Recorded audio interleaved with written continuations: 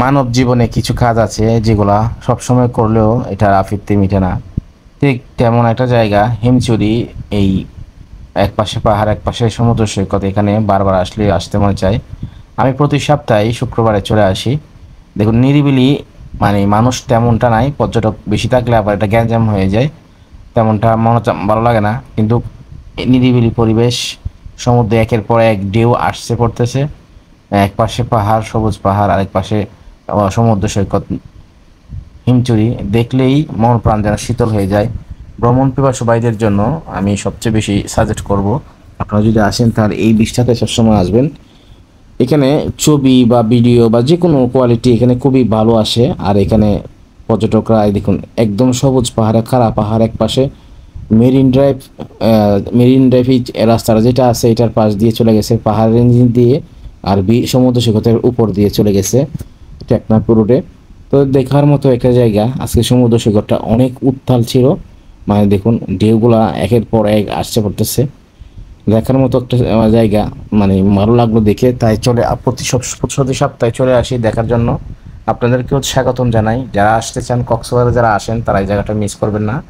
অনেক সুন্দর জায়গা, দেখলে ভালো লাগে। বাংলাদেশের এমন একটা জায়গা যেখানে আসলে পর্যটক যারা হয়ে ঘোরাফেরা করে তারা আসে নাই যে এরকম পর্যটক নাই।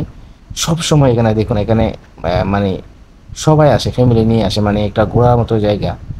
আর পরিষ্কার আছে মোটামুটি, মানে বীজটা পরিষ্কার, কোনো ময়লা নাই, কোনো কিছু নাই। এই বিষয়টা খুবই মানে শান্তি দেয়, কোনো ঝামেলা নাই। একদম আপনি খোলা মনে মন একদম শান্ত হয়ে যাবে এখানের বাতাসগুলো পেলে। তো আমি আপনাদেরকে সাজেস্ট করবো সবসময় এইদিকে আসবেন, হিমছড়ি থেকে চলে আসবেন।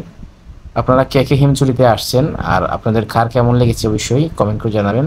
আর যদি আসতে চান হিমছড়িতে, আগ্রহ থাকে, তাহলেও কমেন্ট করে জানাবেন। আমি আপনাদের সাথে সবসময় বিচ নিয়ে ঘোরাফেরা করি। আমি আপনাদের সবসময় চাই যে আপনারা কিছুটা জানেন। কক্সবাজার যারা নিয়ে আগ্রহ তাদের কিছুটা হলেও জানানোর চেষ্টা করি। তো এই মুহূর্তে আমি হিমছড়ি সেই সমুদ্র সৈকত, উত্তাল সমুদ্র সৈকতে আছি।